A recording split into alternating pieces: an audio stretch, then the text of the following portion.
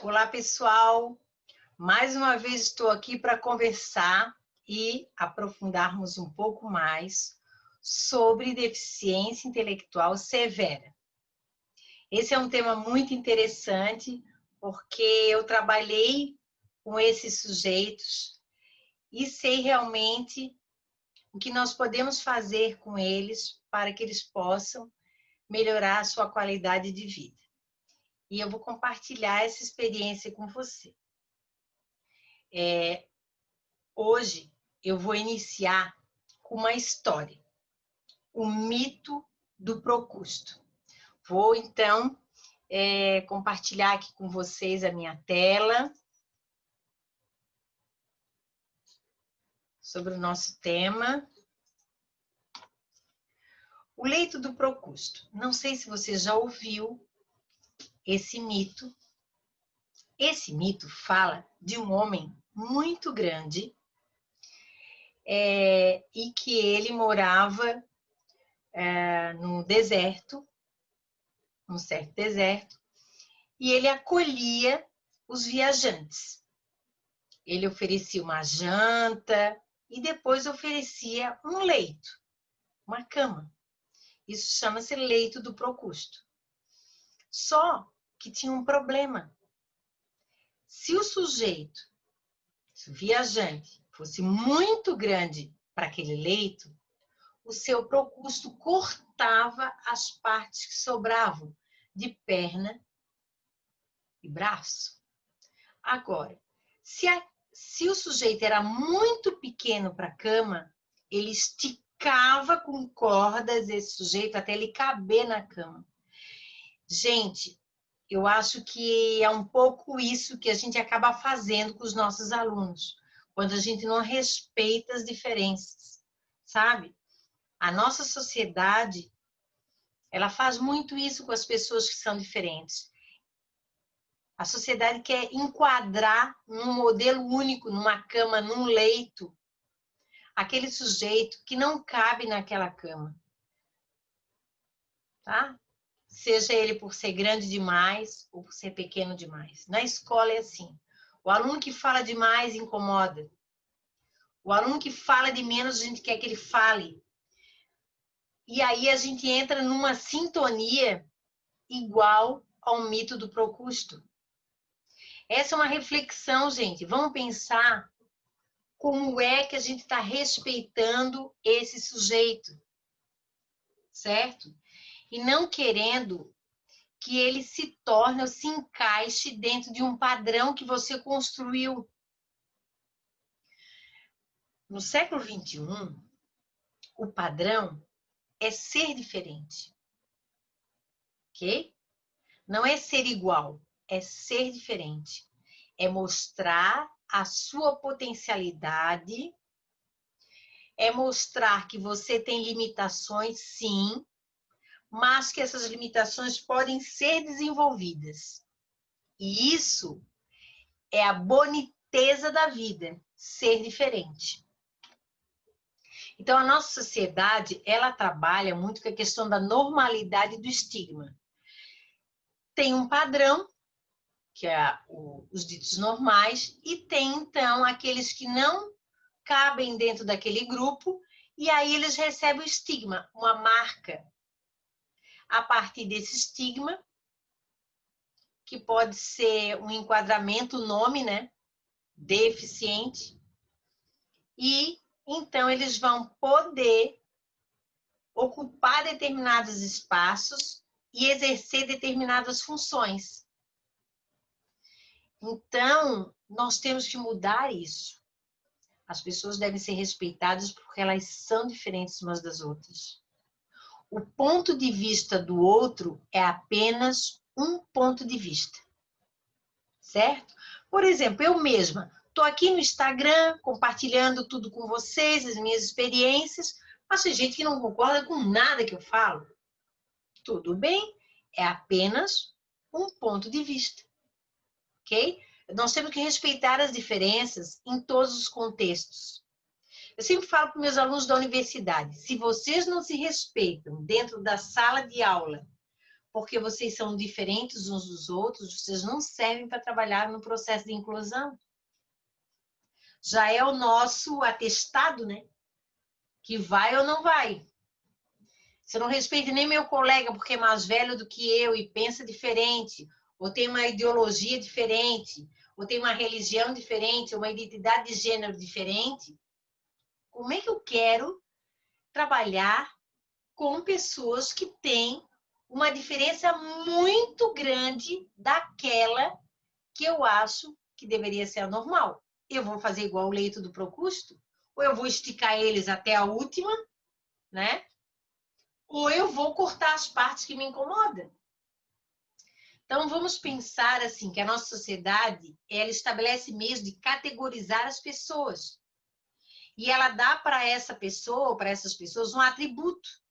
Esse atributo forma a identidade social. E a partir dessa identidade social, nós temos as relações que são, a gente diz, previstas, né? E também as expectativas. Goffman, ele fala, tem um livro muito interessante que fala dos estereótipos e estigmas. O estigma é um rótulo, ou um carimbo que uma pessoa recebe. No nosso caso da escola, é um diagnóstico. O diagnóstico também serve como rótulo. Porque parece que quando tem um rótulo na cabeça, ou diagnóstico, não há mais o que fazer, né? Então, o diagnóstico, ele serve, não é para rotular a pessoa, mas para dizer o meu ponto de partida e não o meu final, meu ponto de chegada. Um diagnóstico nunca pode me dizer o meu ponto de chegada ou a minha rota.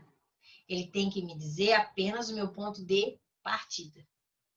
O estigma manifesta nas interações sociais e está vinculado ao preconceito e à discriminação, que é algo que nós temos inculcado como normal. A nossa sociedade, ela vive na sociedade da normose.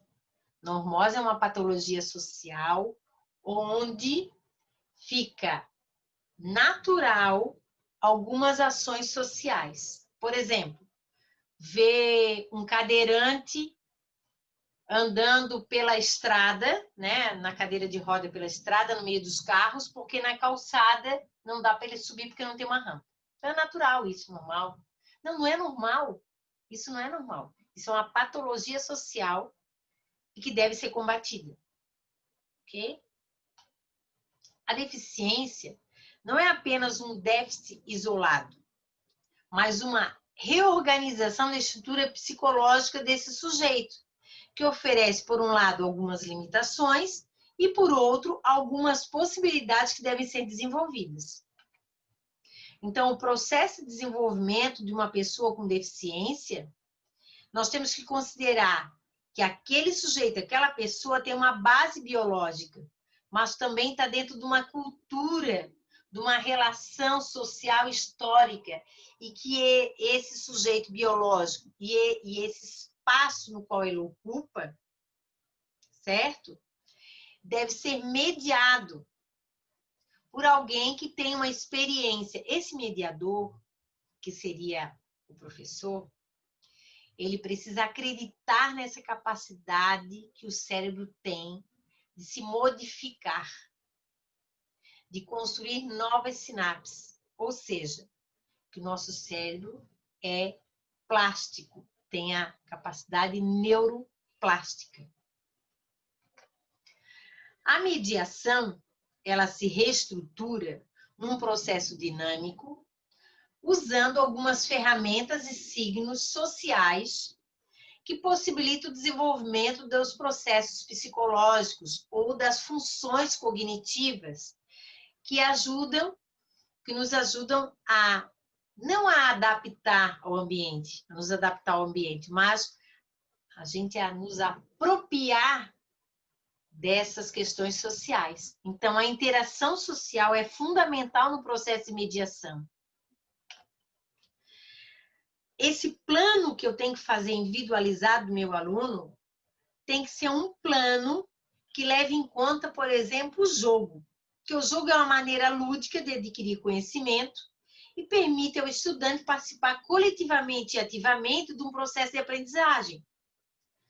Então, o jogo pode ser um jogo 2 a 2 em grupo, pode ser um jogo que utilize o meu corpo, ou mesmo um jogo eletrônico, mas o jogo sozinho não desenvolve nada.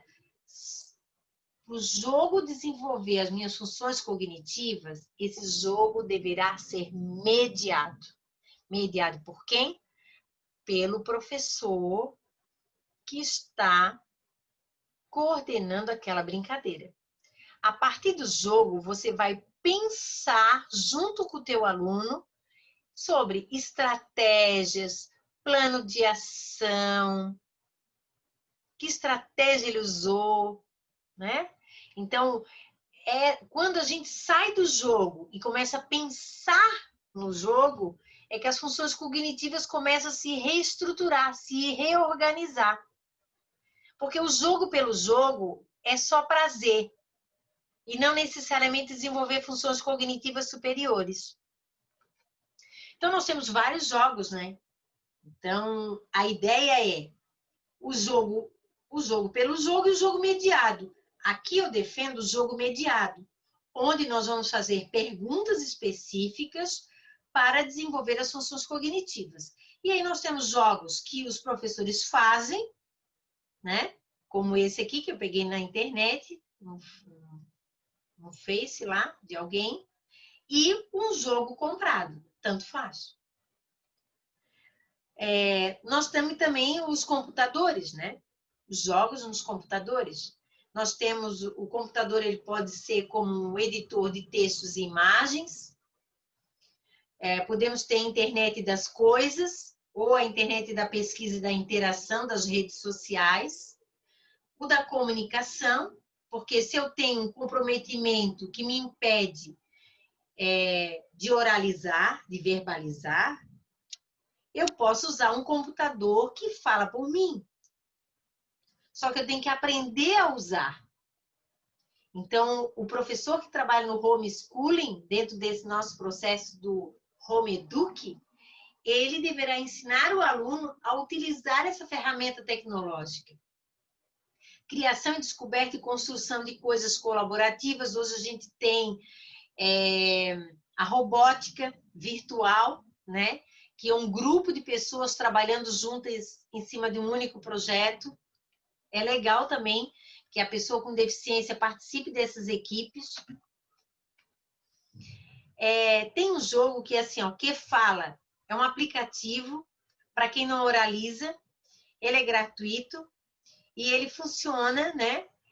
Ele oferece uma série de ilustrações onde a pessoa vai clicando e montando a frase que ela gostaria de oralizar e não oraliza.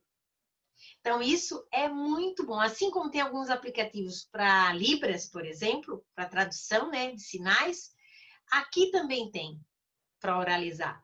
O pai que está me assistindo, ou o professor que está assistindo, esse aplicativo que fala é gratuito, pode ser colocado no seu celular, ou num tablet, ou num computador, e ajudar o seu filho a oralizar. Então, é tudo com bonequinhos, mas tem todo um sentido específico. E já vai ajudar, lembra? A fala organiza o pensamento. Mesmo sendo essa fala escutada pelo teu filho, vai ajudar ele a ampliar cada vez mais a comunicação com o outro. Algumas ações são necessárias para os professores, tá?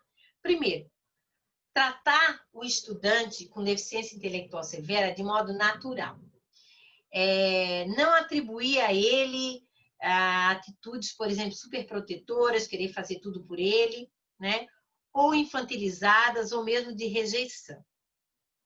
Natural. É um aluno a mais que tem um comprometimento. Necessita de uma ferramenta, necessita de uma ajuda, né? E nós temos que ver as pistas sinestésicas que ele nos dá para poder entender e começar a comunicação.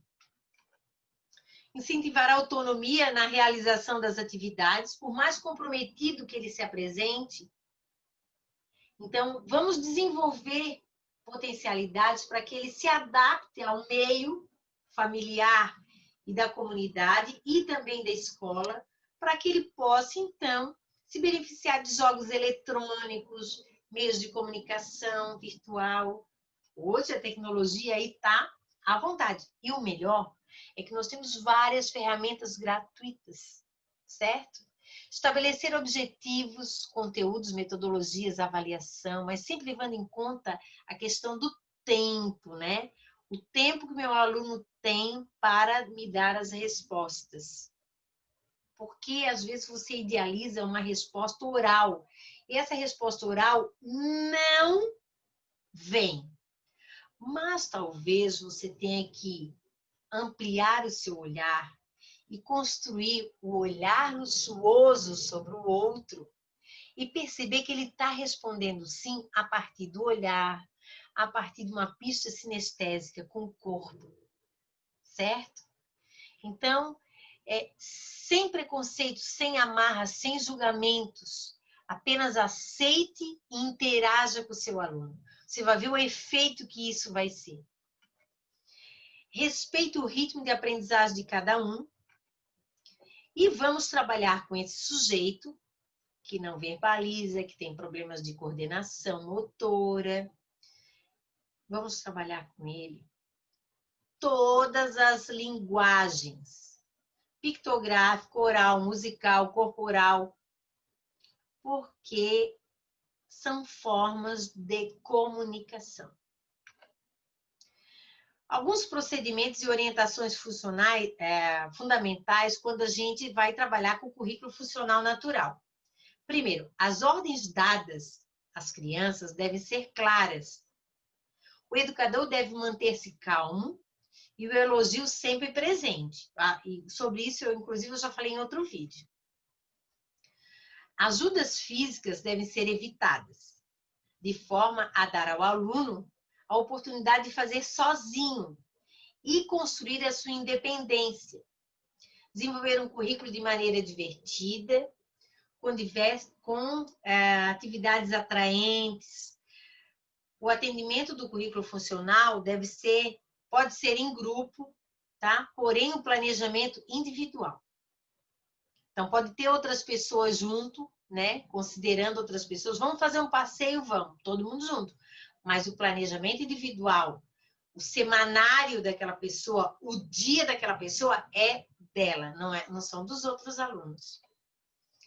Os cuidados pessoais, né? De higiene pessoal, cuidado com a alimentação, tratamento e prevenção de ferimentos de doenças, vestimenta adequada. Por que eu falo isso? Vejam bem, tem famílias que acham que porque o filho é cego, por exemplo, pode colocar qualquer roupa nele. Aí não veste, cobre. O filho tem síndrome de Down, então não coloca uma roupa adequada. Coloca uma roupa infantilizada. O cara tem 18 anos e está com uma blusa, né? Toda miudinha do Pokémon, um short do Pokémon, um tênis do Pokémon. Então, não tem sentido, sabe? Então, a gente tem que adequar a vestimenta. Cuidados com a questão da alimentação. Ensinar eles a escolherem a sua alimentação, enfatizar uma dieta saudável, ir numa feira comprar o que ele vai comer junto, gerenciar a própria alimentação. Nós temos que ensinar isso para o nosso aluno com deficiência intelectual severa. A vestimenta adequada, né? Ajudar a julgar e escolher roupa é adequada com o ambiente, com a temperatura. O autocontrole, ensinar isso também. Aprender a controlar-se em determinadas ocasiões, por exemplo, na fila do supermercado, o atraso do ônibus. Aprender a reconhecer e nomear seus sentimentos, saber fazer escolhas, aprender técnicas de relaxamento, respiração. Isso é muito bom, muito bom. O gerenciamento de quantidades, né? Por exemplo, maior, menor, mais alto, mais baixo, gordo, magro, igual, diferente. Então, a gente pode trabalhar isso. A escola também trabalha com isso, com essas noções, certo? Por isso que o diálogo do professor do Home Eduque com o professor da sala de aula também é semanal. Então, você vai planejando. E hoje o diálogo que eu digo semanal, gente, não precisa ser aqui, ó. Não precisa ser frente a frente. Pode ser dessa forma como eu estou colocando aqui para vocês. Então, gravado por um aplicativo, Zoom, Meet, qualquer um desses aí, ou mesmo pelo WhatsApp, certo? Então, a comunicação hoje com a tecnologia melhorou muito.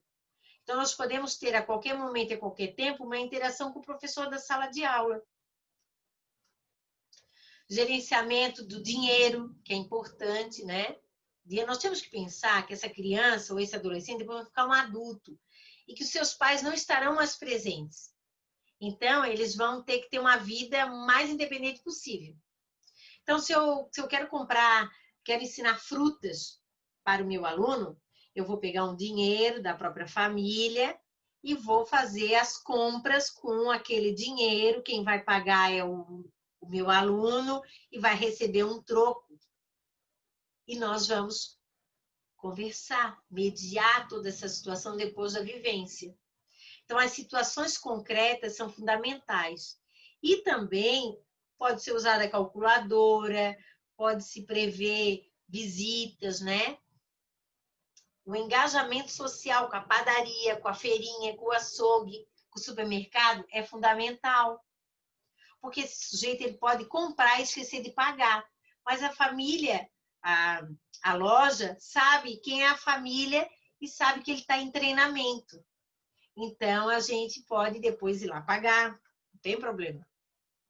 Um planejamento pessoal, ele usar uma agenda, né? Tem aplicativos que organizam a vida diária do sujeito completa, com os sininhos, né? Ó, agora é hora de tomar café, com imagens, né? Dá um sininho que aquela hora ele tem que fazer alguma coisa e é para tomar o café.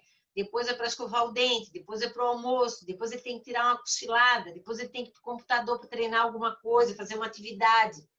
Tem esses aplicativos também que eu já falei em outro vídeo e que esses aplicativos são gratuitos. O que eu falo aqui é gratuito, gente. Então, olha só, limpando, né? Sujou, limpou, né? Então, ele vive lá, tá ajudando nas questões domésticas também da casa. Ó, tá ajudando aqui a descascar os alimentos. A escola, falando da escola, assim, ó, quando a gente tem um cadeirante, especialmente um cadeirante, né? Olha, quando eu vi esse brinquedo aqui, eu achei sensacional. Porque, vejam bem, a criança é mais leve, mas a cadeira é mais pesada. Mas se você notar aqui no meio, tem os pesos, ó. Aí o peso vai equilibrar o peso da criança, da cadeira e o outro lado. Estão vendo? Aqui também pode brincar coletivamente, pode ter mais do que um amigo dentro da caixa, ou 2 cadeirantes também. Então, gente, é isso que eu trouxe hoje para vocês. Espero que vocês tenham gostado. Se você gostou, curta lá o vídeo, coloque em comentários. Eu quero escutar você, eu quero saber o que você está achando de tudo isso que eu estou falando. Mesmo que você seja contrária a tudo isso que eu penso, gente, não tem problema. Nós só evoluímos a partir da troca das experiências. Se você tem uma experiência diferente da minha, eu acolho e agradeço. Então, vamos lá, vamos nos comunicar. A gente se comunicando, nós vamos ficando mais fortes. Uma rede de pessoas que se ajudam e querem mudar a realidade da educação, especialmente da educação inclusiva. Um beijo grande e até o próximo vídeo, ok? Tchau para vocês.